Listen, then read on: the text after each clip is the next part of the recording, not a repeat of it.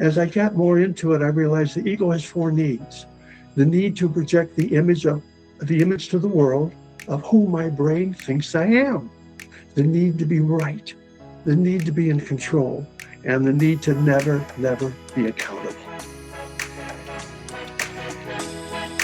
Welcome back to the You Need a Counselor podcast. This is a show presented by Heart and Solutions Counseling Agency. We release new episodes every Sunday at 5 p.m. Central and encourage you to batch up that laundry, put away the dishes, plan for the week ahead, or do any other task that might seem daunting while you give our show a listen. You might just be encouraged to call your therapist, connect with this week's guest, or seek out those services you've been considering for a while but haven't made the commitment to yet. If you are in the state of Iowa and are in need of mental or behavioral health counseling, give us a call at 1-800-531-4236. Enjoy the show. Hello, and welcome back to the You Need a Counselor podcast. My name is Dr. Julie Johnson. I'm the president and founder here at Heart and Solutions, mental health counseling and behavioral health counseling here in Iowa. And I'm Chrissa Hunt. I am our vice president in charge of the behavioral health department. And this is our podcast, You Need a Counselor. So we are designed for people curious about counseling, but have barriers keeping them from experiencing the benefits of counseling. Our mission is to share stories about counseling, good, bad, and indifferent, and spread the message that everyone can benefit from mental health and behavioral health counseling services. So we have a returning guest today. We've got Richard Waldman back with us today on the show. You'll remember that Richard is the creator of the Order to Life system, which helps individuals to control their thinking, manage their worries and fears, and live present and fulfilled lives. Richard is also the author of Your Guide to A Better Way to Thinking, which shares practical strategies for mental clarity and personal growth. He's also the founder of Brainites, and there's a ton of resources over there we're just really excited to talk about today. So welcome back, Richard. Thanks for being here. Thank you for having me. So now Chrissa was on maternity leave the last time you came on the show. So give us a little bit of an overview and a refresher on who you are and why you do what you do. I appreciate that. I'm a science buff by nature, okay? And we have, how do I say, two parts to ourselves. We have our imagination, okay, which is our greatest mental asset, and we have our greatest mental process, which is curiosity. And for some reason, those two, I find them very attractive. And I majored in accounting in college. It was a big mistake. One thing led to another, and I had the opportunity to fall into something that totally changed my life. I attended a calculator class. This is back in the 80s when they were first coming out, and I had bought a home, and I wanted to learn more about it. And I majored in accounting, and one thing led to another. I attended this class, and I really enjoyed it. It was a two-part. And I went home that night. They give you an outline. I'm on there, pushing the buttons, and I'm practicing on getting payments and all these things. And something occurred to me that it could have been class designed a little simpler. So I thought, gosh, should I say something? So we had part two the next day, and the instructor was just a super nice guy. And so we thought afterwards we're kibitzing, and I mentioned it, go ahead and say something. So I did. He looks at me, he says, you want a job? I said, a job? Doing what? Teaching this class. I said, what are you talking about? He says, well, the person who taught was a title insurance company. They do title insurance for real estate. And what they do is they sell through education. And in other words, let's say you go, how are you going to be a realtor? Because a realtor will direct the title company on the contract. So, you're trying to get business, right? So there was a formula I had to come in contact with. I still use this to this day. It's on exposure, comfort, relationships, business.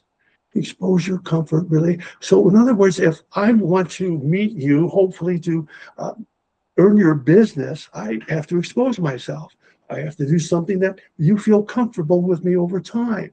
Hopefully that develops into a relationship. Who do we do business with?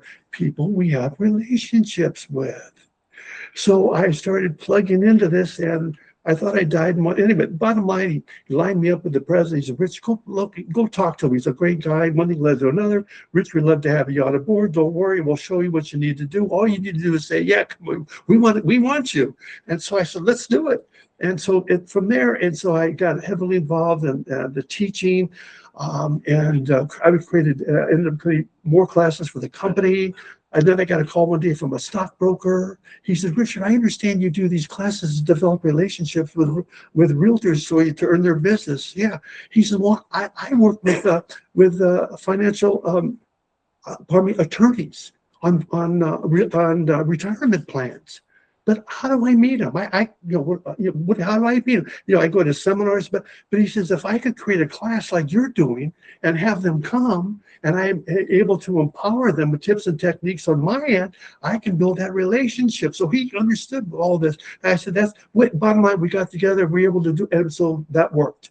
And so I got calls from other people. So it's just started. Next thing I know, I'm in the professional education business. It just happened, and it was kind of my calling, and I loved it. And I had kind of not unique, but what's called the Socratic approach. Socrates was a student of Plato, learned this. Students learn more if we would ask questions. So when we designed the class, it's interactive. I showed them, the attorney built, and I would teach the first part of it. But anyway, we would practice all this. So now I'm asking you questions, For example, Julie, look at number 4. Tell the class what number 4 says. Then you read it. So you're involved. And so anyway, so so I loved it. So one thing led to another. And then one day I fantasized. I was thinking more about us. I grew up in a very dysfunctional home. We were kind of an upper middle class. My parents were totally dysfunctional. They brought the worst out of each other. And so all these things were going on. As much as I'm incredibly judgmental, she judged everybody and everything. And as much as I disliked it, I grew up like her unknowingly. I became judgmental as well. But I used to hide it. I used to come up with these stupid jokes that would attack people. And I would think it was funny, but no one was laughing but me. And so over time, I'm going, Richard, what are you doing? And then I started wondering, why is it we can be so extraordinary and at the same time confused, self-serving, and destructive? Why are we the only life form on the planet that destroys itself? Because I could see myself in that destructive mode. As much as I wanted to get ahead, I was at the same time destroying myself unknowingly. And there's no one to pull me aside to counsel with me, okay, as you might say. And so I started getting this. I thought, well, we all suffer all the time on different levels over different things. Why don't we know why? What's wrong? What's happening? And I thought, well, gee whiz, we're intelligent. Is there a connection between our intelligence and the fact that we're destructive? So I thought, let me think about this. So one thing led to another, and then I read where our alter self, our ego, controls much of what we do and what our lives and stuff. And as I'm getting more into it, I realized, well, wait a minute, I didn't create the image in my head of who I think I am. My brain did. And I started getting more into this, and what I learned, because Freud came up with this. Sigmund Freud, the father of modern day psychology, the ego, okay. And I started thinking, but what's so bad about it? As I got more into it, I realized the ego has 4 needs: the need to project the image to the world of who my brain thinks I am, the need to be right, the need to be in control, and the need to never be accountable. I'm going, whoa. So, okay, this makes sense. And I was doing this, I was reaching out to other people in the professions, and if I pastors and ministers, and I start running these things by them. What do you think about this? Is my thinking off? Am I thinking? And no, they said, no, Richard, all that makes sense. And so I started developing this even further. So then I realized that this was the problem, is that we have been educated to live through that image in our head of who our brain thinks we are. But even more than that, I learned or discovered, if you will, that the ego is judgmental by nature. It's judgmental by nature. So in other words, I have been educated to live through that part of my personality that doesn't work. It's destructive. Well, we all have. Jesus said, you've got to lose yourself to find yourself. I'm going, now I understand what he's talking about. So that got me going. And so as I got more into it, I thought, I've got to write about this. When I wrote, which I did, I wrote the book. The book's the conversation between two individuals. One is he's kind of searching, and the other he runs into somebody who's, has this knowledge, and they go back and forth, and it brings out all the principles. And I pull from all different walks of life, different philosophers, because it's all the same thing. It's all the same thing. We're looking now to save ourselves from ourselves. But there again, we have to be able to identify it in order to handle it. And here's the thing, the chatter in our head is the principal, how do I say, thing that ties us to our brain. It communicates with us. It's the talking head, if you will. And once again, it's judgmental by nature. And it also has a subliminal goal to keep us where we are or worse. It doesn't tell us how wonderful we are and how, we can do anything in support of it. It doesn't do that at all.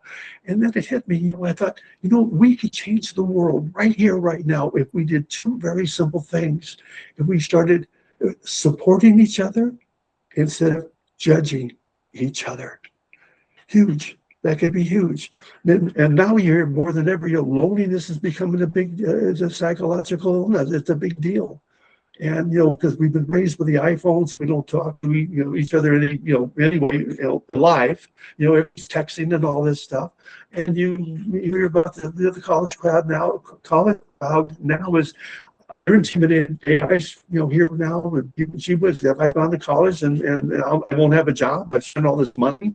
What do I do? How, I don't know how to talk to people. How do I press, so all these things are going on. People don't know how to press the flesh, how to engage, how to develop those relationships, how to have that exchange, how to network, how to communicate, those types of things. And so I started focusing on, how do I get my butt out there? How do I exchange ideas? How do we network? Because the counseling, it's all about that. Anytime I'm in an area that I don't understand and know, I want to get educated. It's been said, you think education is expensive, try ignorance. What we do, and I still do at times. I go, Richard, you've done on your homework? Well, no, I didn't. I overlooked this or didn't do. So I try to keep it in my forefront, what I'm doing, what I'm thinking. And then also the order of life helps me too. And do you want me to pull that up for you? Is that cool? Yeah, just real quick here for the folks out there. This is okay. Let me put it this way. As I was forming all this, I thought I need to have some kind of a diagram, some kind of a matrix, something in the form, some kind of form that I could take these ideas and communicate instantly with you by giving the factors. I came up with 4 factors that move us forward, and there's 4 that holds it back, because I want to keep it real simple. Someone once said, Richard, whatever you do, make it so a 5th grader can understand it. Okay, that's simple. And so what I came up with Julie is there, can you see it okay? Okay, and anyway, I'm going to set it down for a moment. But the 4 factors that move us forward are being aware of what? Being aware that our personality has evolved in more than one direction, staying present. The present moment is our point of power, because the present moment and the chatter in our head cannot exist at the same place at the same time. So when the chatter is going crazy, Richard, this and this, and I got to quiet this thing, I become present. Okay, because the chatter lets us operate in the future where fear is about, where exist, or in the past with regret.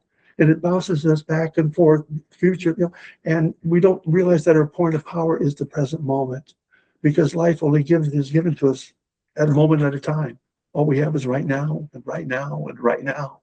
And so all these little things. Next is making conscious choices. Boy, thinking through as to what you might create for yourself if you act upon your current thinking.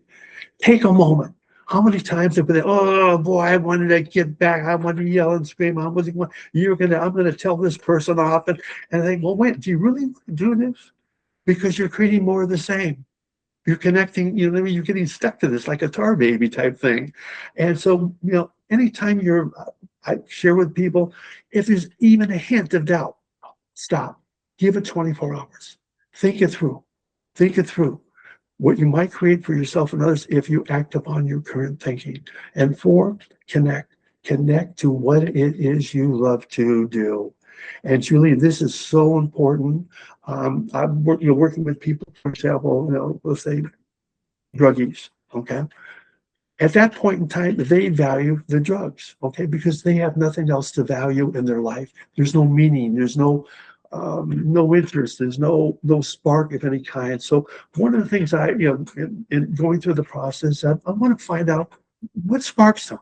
Is there something that does spark them? If so, what is it? Can we cultivate it? Can we give it meaning to they maybe perhaps want to pursue it?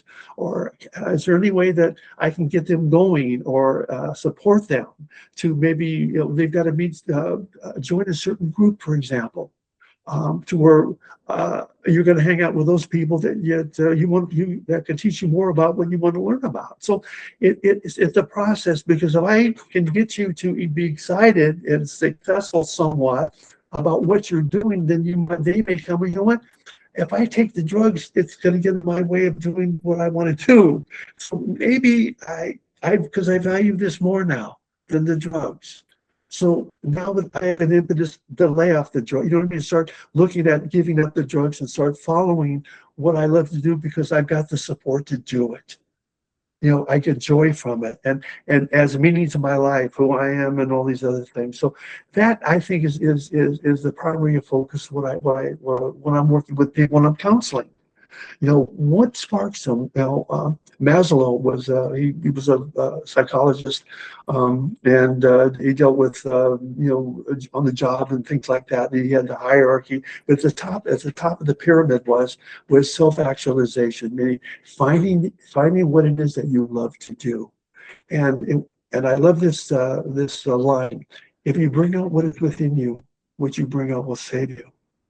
If you do not bring out what is within you, what you do not bring out will destroy you. And I cannot think of anything clearer, more succinct to the point than that.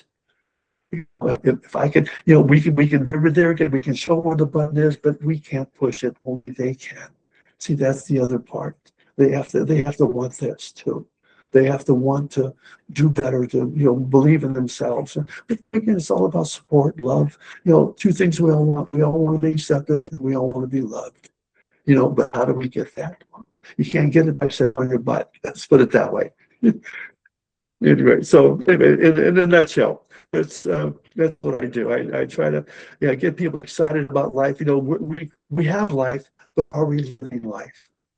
Are we enjoying ourselves? And there's so much out there. There's so much, and people are fun. And I really enjoy working with people. And I just, it tickles me to be around people. And you have that moment where someone says, "Hey, Rich, I got it. I think I understand. I think I can do this now."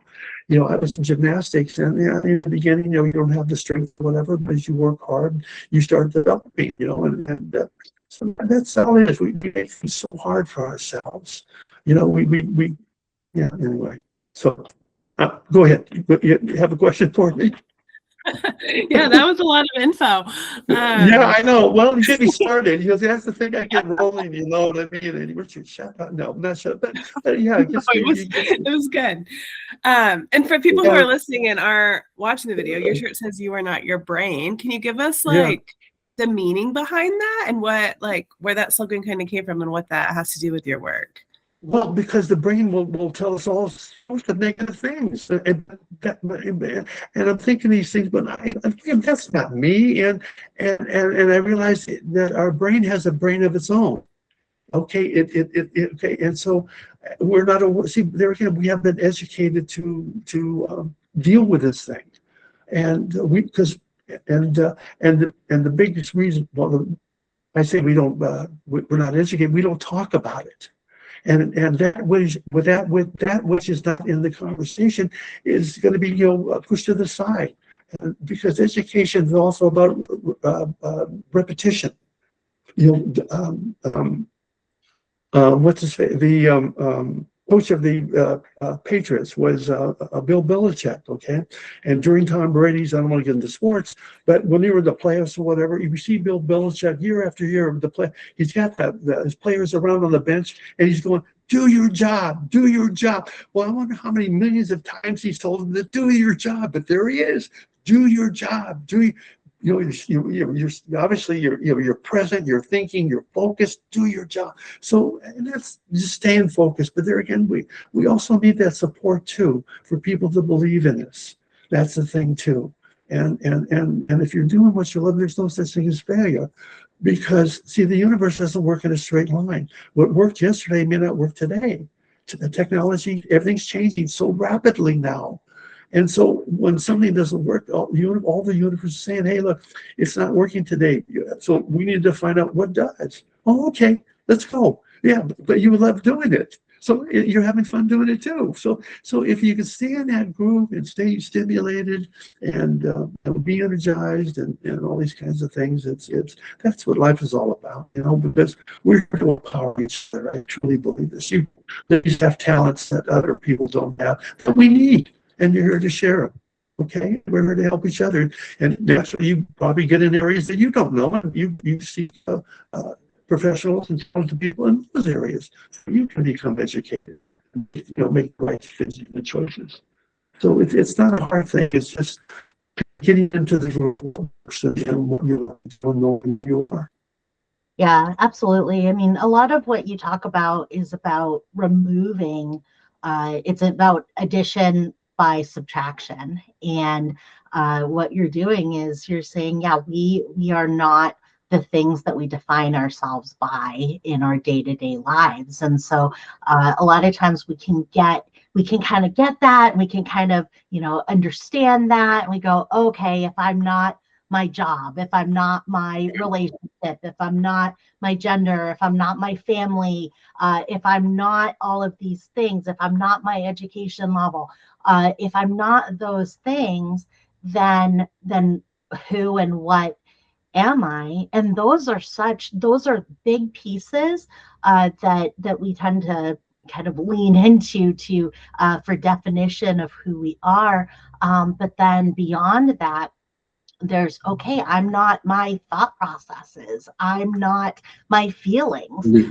I'm not my situation. I'm not my physical form, right? And so as we take those layers down, and be able to say, yeah, I'm not who the world, right? Jim Carrey always says Jim Carrey is a character, right? And so I'm not who the world sees when they see me. If I'm not all of those things, then what? And we kind of keep peeling those pieces off. And then we're able to say, no, we don't need to lean on those things, including our thoughts, including our plans, including our feelings. We don't have to lean on those for identity. And identity keeps kind of coming up in all of the things that you're talking about here, seeking that identity. We seek that identity in so many different things.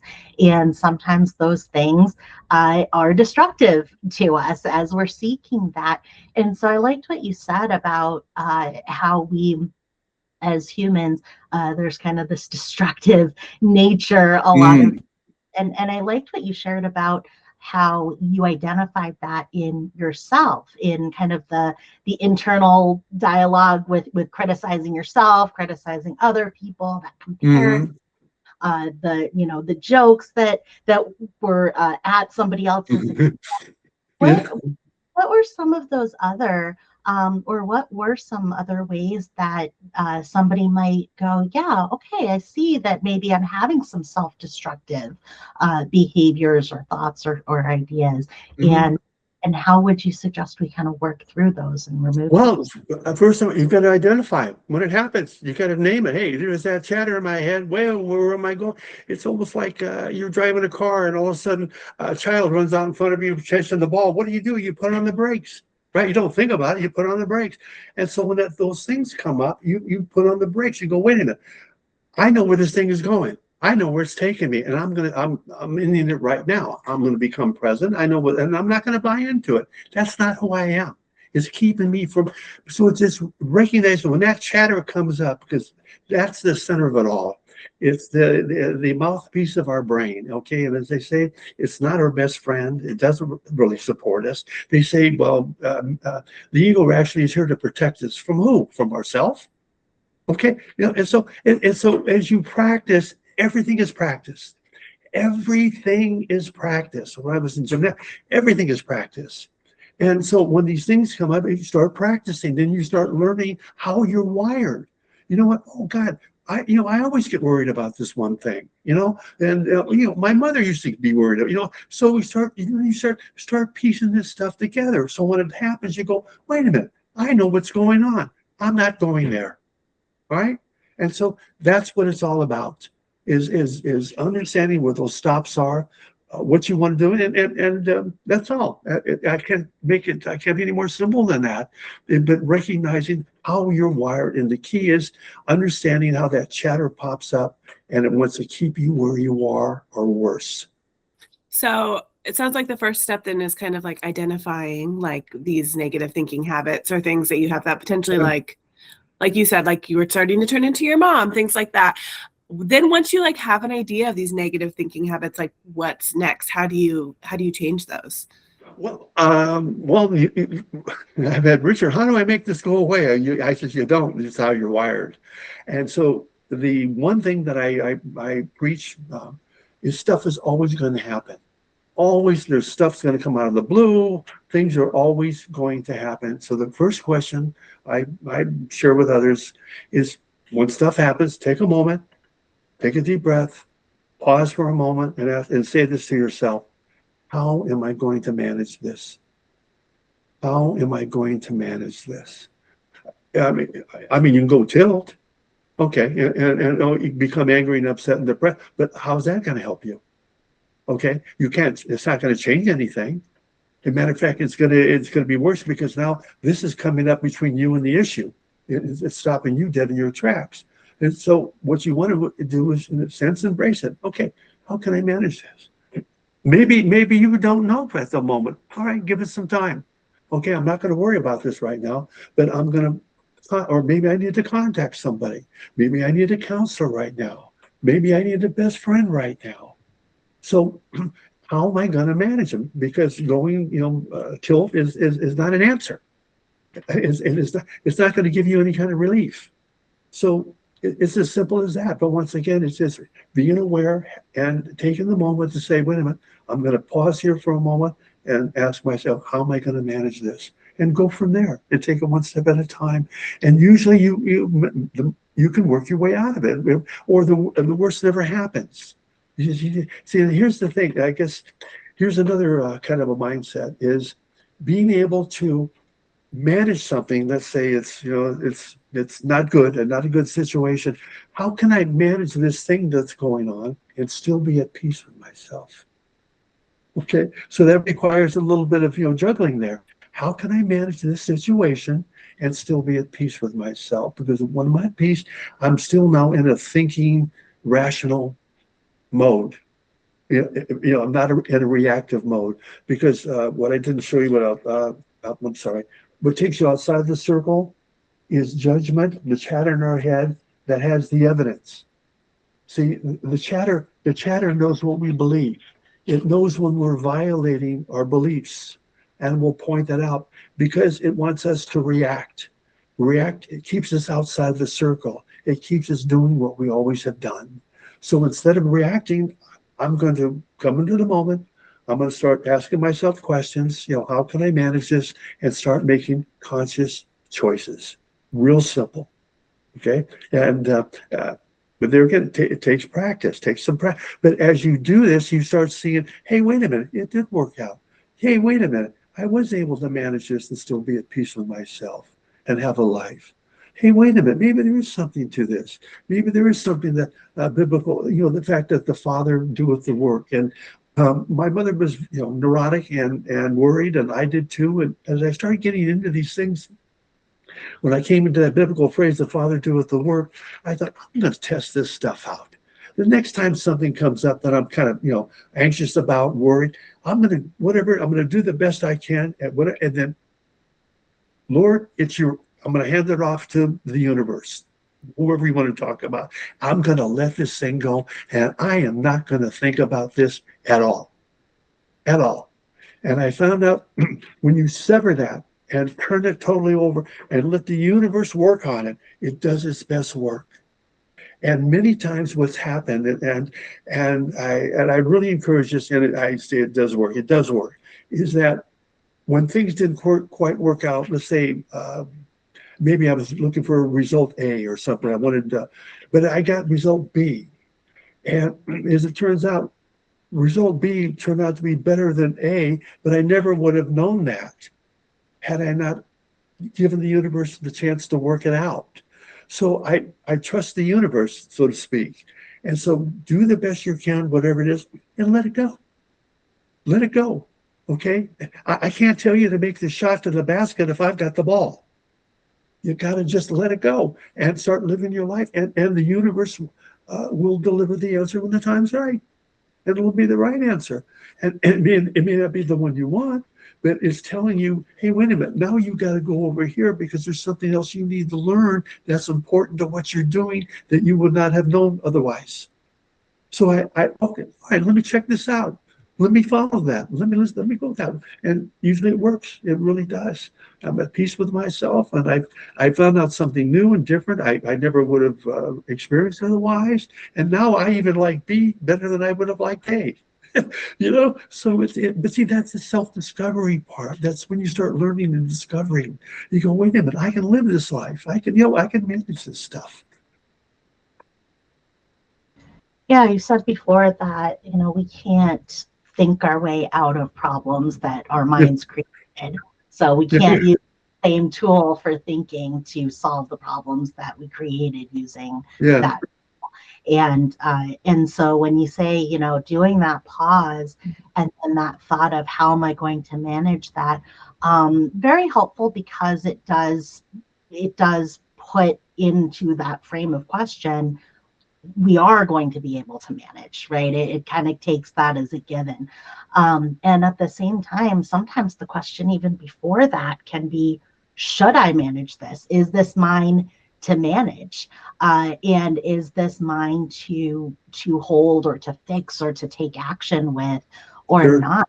And, so many things when we talk about productivity, for example, in the productivity space, and then also in the spiritual 12-step space, there's that idea of delegation and that idea of, am I the person or am I the entity or the being to best solve this problem? And if I created the problem with my own thinking, then I'm probably not the person to solve that with my own thinking. So I like that idea of sometimes even the question before that is, am I the person to manage this? And how am I going to, I think sometimes when we hear the word manage, we think like action, right? What am I going to do to make this the way that I want it?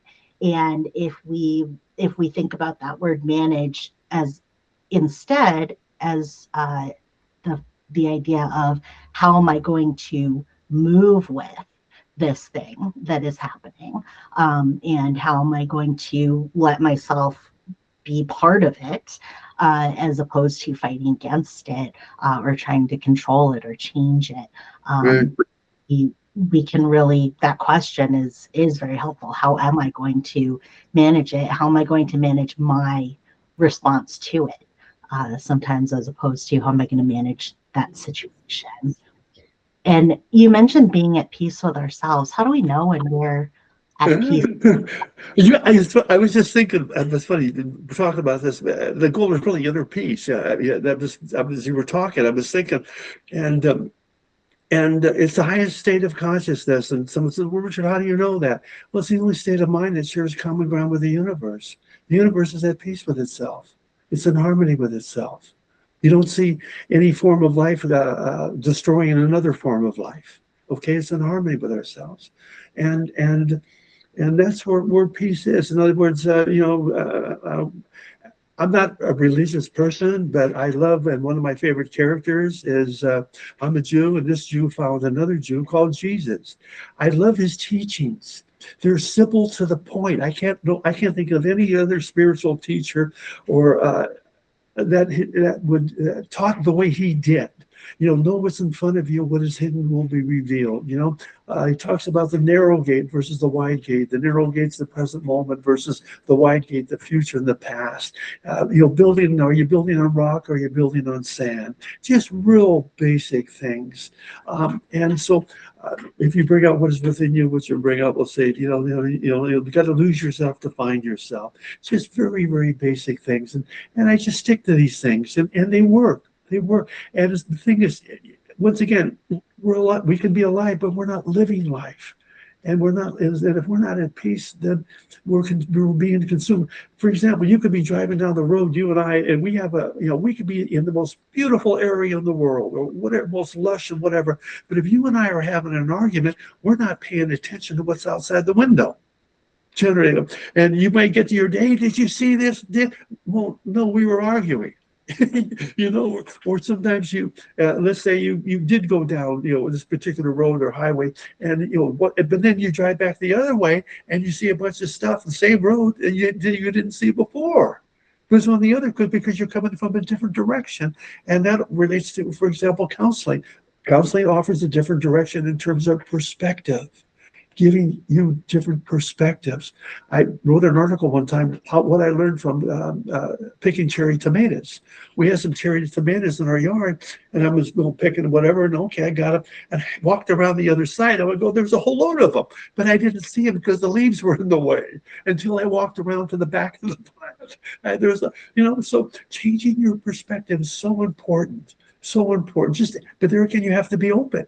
And if you're egocentric, listening to that chatter in your head, being right, having control, you're going to deny yourself having those perspectives, and it effectively cuts you off from other people who can assist and love you. And so that's just staying open and just taking life in and see what it has to offer.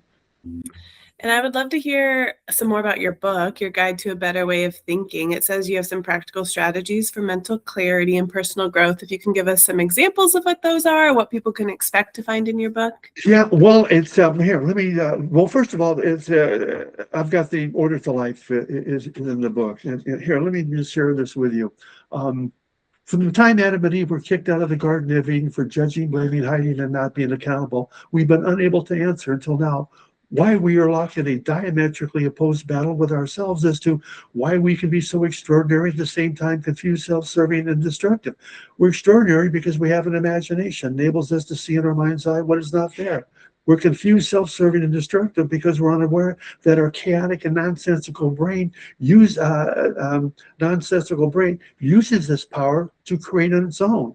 This is what's responsible for our being the only life form on the planet that destroys itself.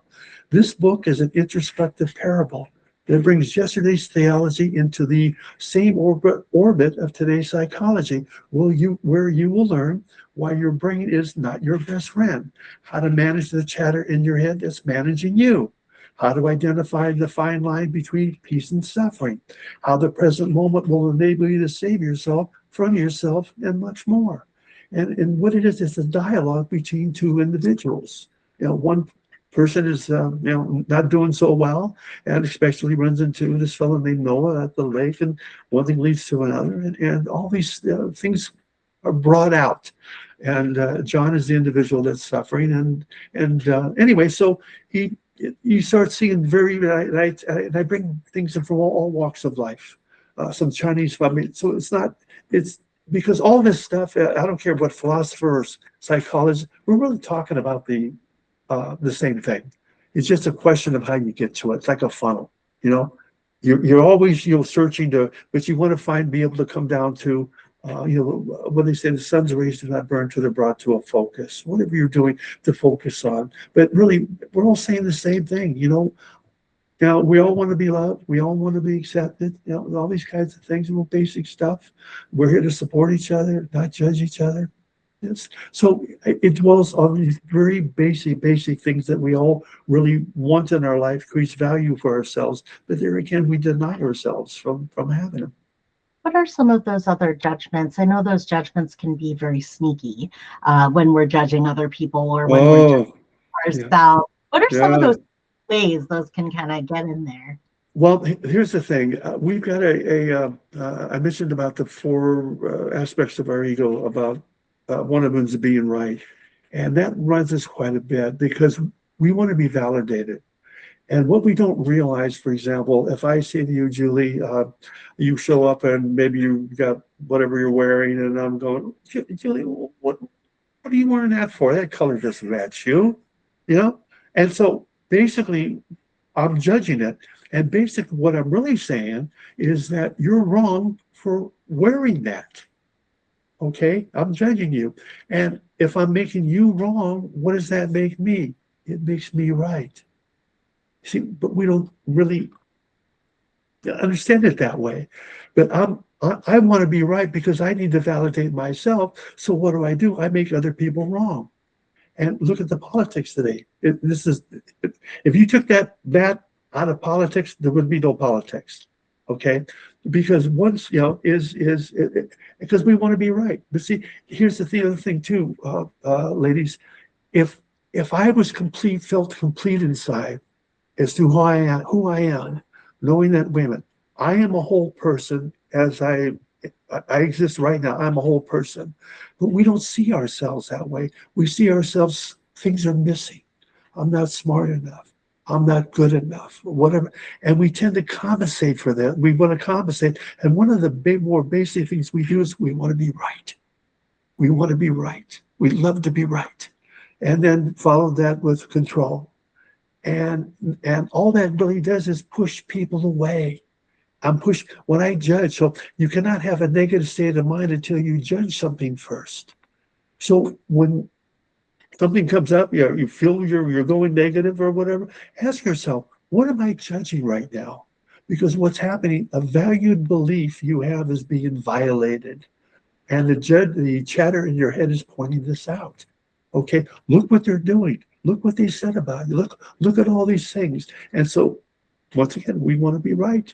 We want to feel good about ourselves. And so what do? We make other people wrong. Yeah. I was looking at your website. Is it Brainyites or Brainyites. Brainyites. Can you give us some examples of what to find on your website and more info? It looks like you talk about the order of life on here and steps 1 and steps 2 on there. Can you give us some more info on that? Very good. Step 1 is I give an overview, okay, and step 2 is the order to life. I dissect it, and the interesting or the good part is people, they're hearing me, but they want to let me write this down. I have the dialogue, the script is on the website.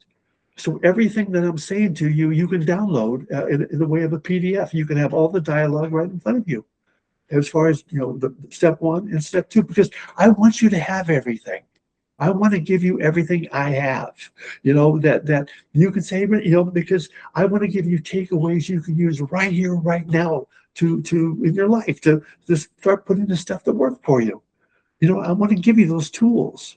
And so that was my whole thing, is trying to create something. It's understandable, it's relatable, it's scalable, it makes sense. Thank you. Yeah. Thank you. In order to keep it right, we have to give it away. So the more we give it away, the more it comes back to us. It does. And we're here to empower each other. I mean, come on, you know what I mean?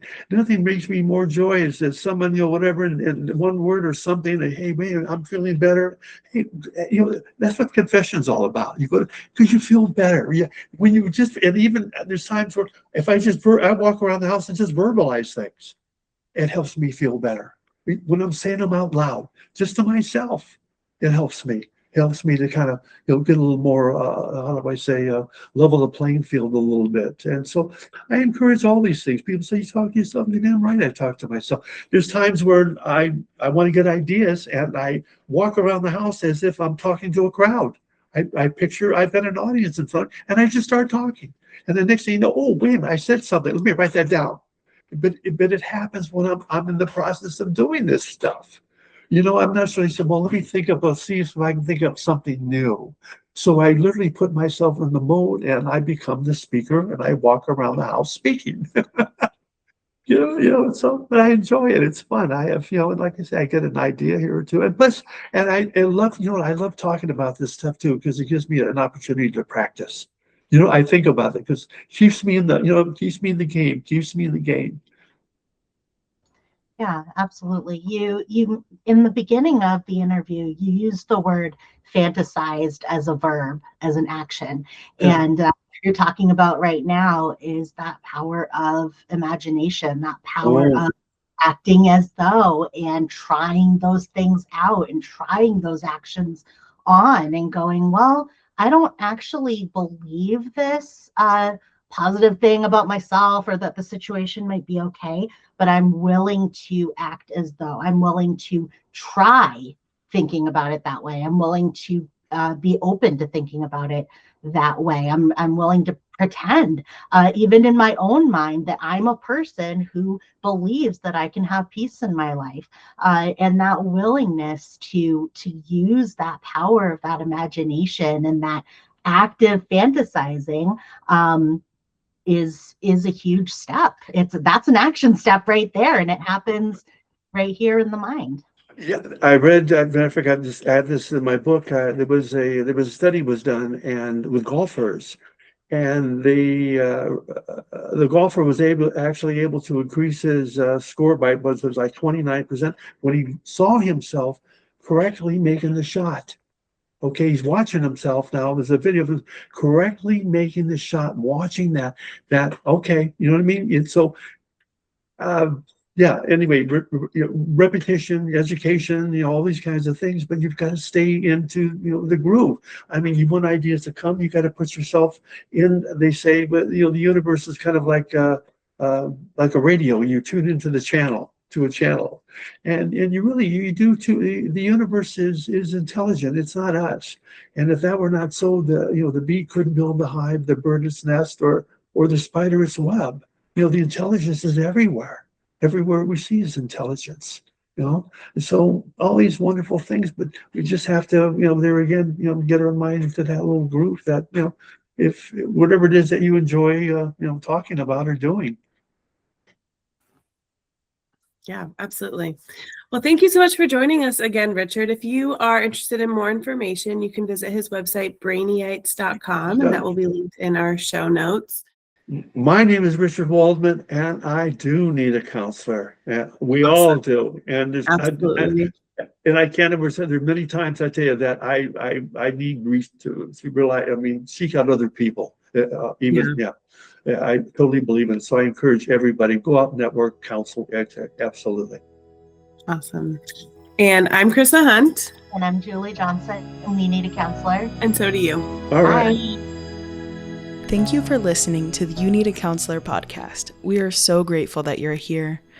You can also find and connect with You Need a Counselor on Facebook and Instagram. If you've enjoyed today's show, please take a moment to like, review, or leave a comment, as all of these things help others to find and benefit from the podcast as well.